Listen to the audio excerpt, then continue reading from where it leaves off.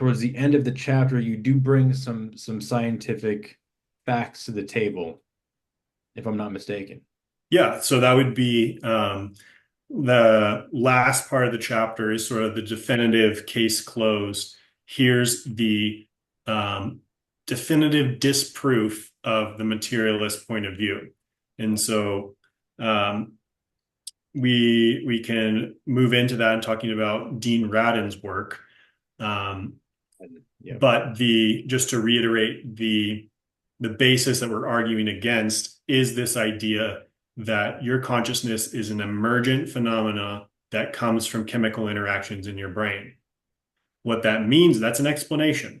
And what that explanation 100% entails is that your there's no way that your consciousness can reach beyond your skull directly. You have the input of your senses, you can put language out in the world and function through that. But there cannot be any such thing as your consciousness having direct effect on the world, nor any sort of ESP telepathy sort of stuff. You cannot have that because your consciousness is only chemical interaction in your brains. That's just definitive. That with the explanation that materialism gives, there is absolutely no way that you could support anything like that beyond the normal five senses interaction that we're all used to. So, with that understanding, then we move to talking about Dean Radin's work, which says actually that stuff has it has a level of reality that disproves and can't be explained by materialism. I hesitated there because if I said that stuff's real, people would jump to the end and they'd be like, "Oh, he believes in whatever, all level of stuff," that then they would just dismiss me. But Dean Radin doesn't make a case for, ghosts flying around or people levitating or anything like that. But he does talk about the scientific experiments that have been done on um, what they call psychic phenomena.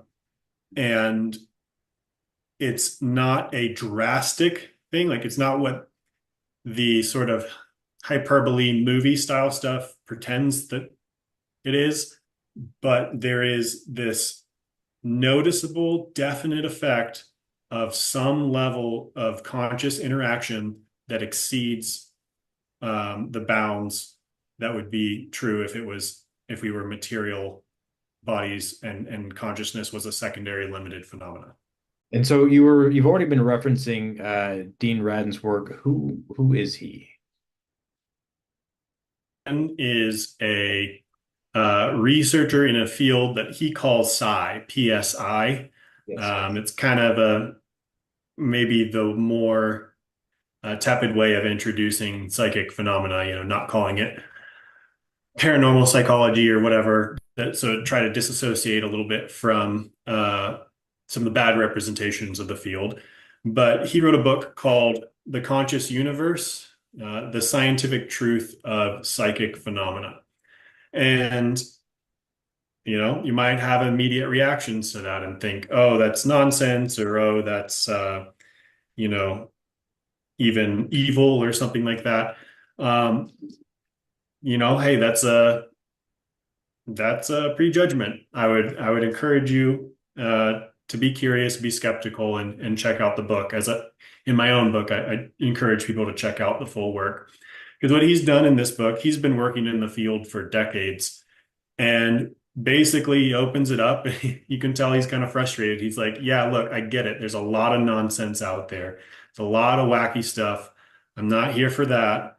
I'm just here to tell you about." There are these experiments that have been done that come back with consistent positive results that cannot be explained by chance or fraud or any of that other stuff.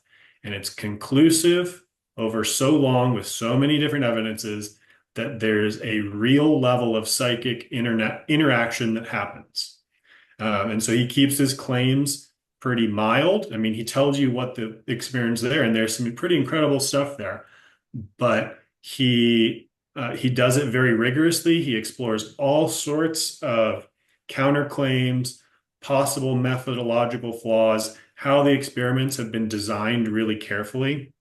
And part of the good thing about so many people have this reaction of like, come on, that stuff, yeah, right, that everyone pushes back against it. But these researchers for years and years and decades have been like, all right, fine, let's make the experiment even more foolproof. Let's put in even more layers of protection.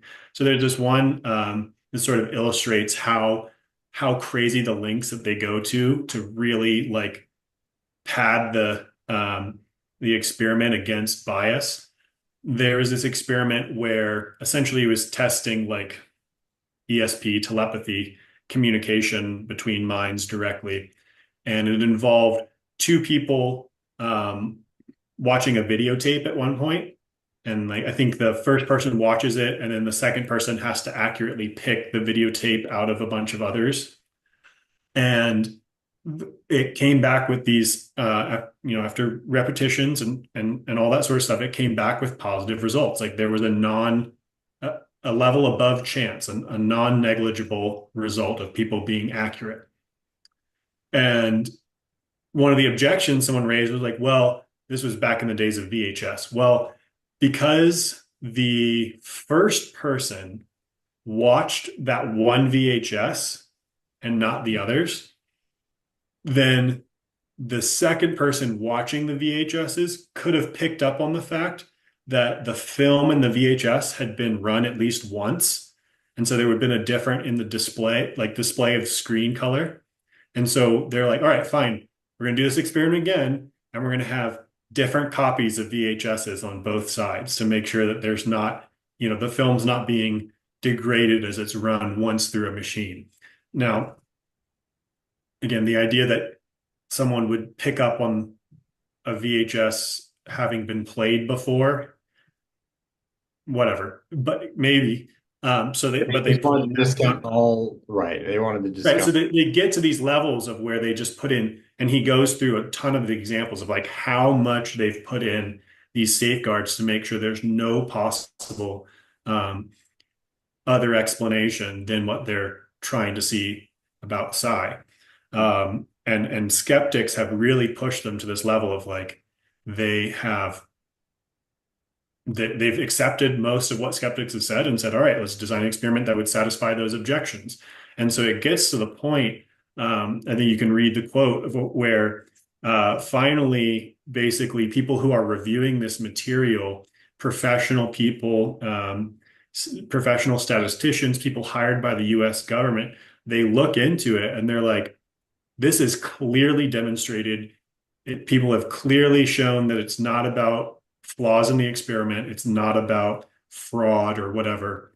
This is clearly evident. And there's actually not even, they say, there's not even a point doing more experiments to prove the existence of psi because it's so clear that it's there.